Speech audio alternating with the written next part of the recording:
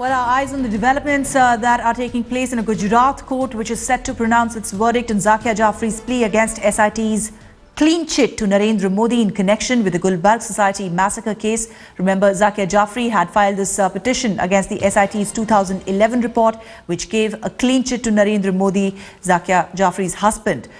Former Congress MP Ehsan Jafri was among the 68 people who were killed by a mob in 2002. We have Mr. Javed Anand with us right now. And Mr. Anand, as we await that ruling, that order from the Metropolitan Court, when you spoke to Ms. Jafri last, was she hopeful about a positive outcome? And how exactly does she plan to take it forward in case if there is a setback for her from the courts?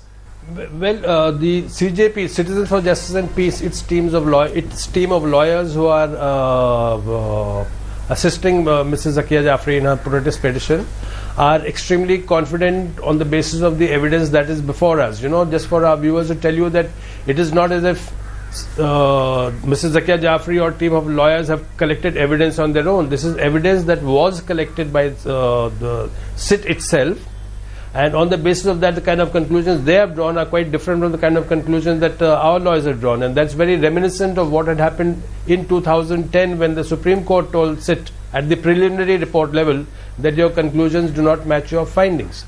So therefore, the team of lawyers are very sure that the evidence which we got from SIT, because as per the direction of the Supreme Court, are very solid, and therefore the clean chit makes no sense whatsoever.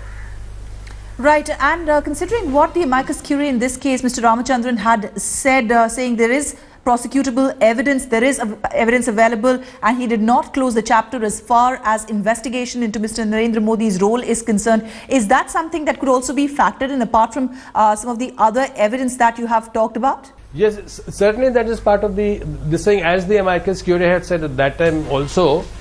When you have prima facie evidence, as far as he was concerned, in his view, this what Sanjeev Bhatt had said was prima facie evidence for charge sheeting Mr. Narendra Modi.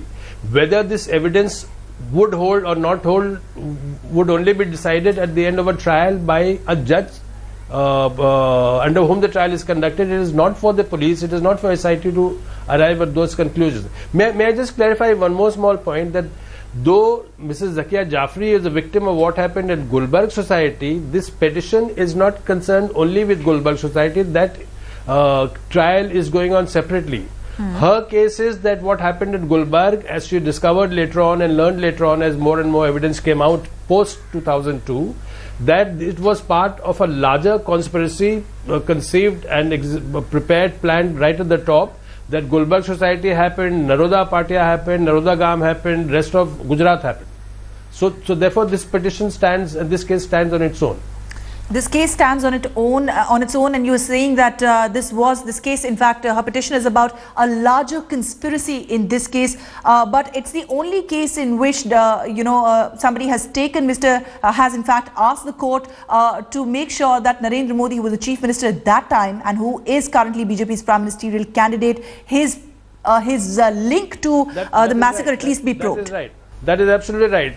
Of all the cases related to 2002, this is the only case in which Mr. Narendra Modi, the Chief Minister and Home Minister of Gujarat then, and he continues to be now, is directly implicated as the accused number one. Accused number one. Let's see what the court says on that. We don't want to sit in on judgment on that. But Mr. Anand, I just want you to clarify for our viewers what exactly had the special investigation team said when it gave its report to the Supreme Court, saying there isn't any prosecutable evidence against Mr. Narendra Modi. See, at the preliminary report stage, which was 2010, they found they said that there is evidence of wrongdoing, but it was not evidence enough for criminal prosecution.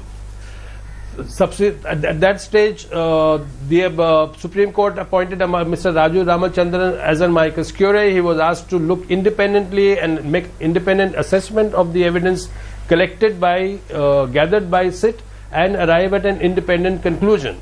Mr. Ramachandran told the Supreme Court that there is prosecutable evidence against Mr. Narendra Modi. Whether that constitutes sufficient reason for conviction is something that will be established at the trial stage itself and not at the charge sheet stage.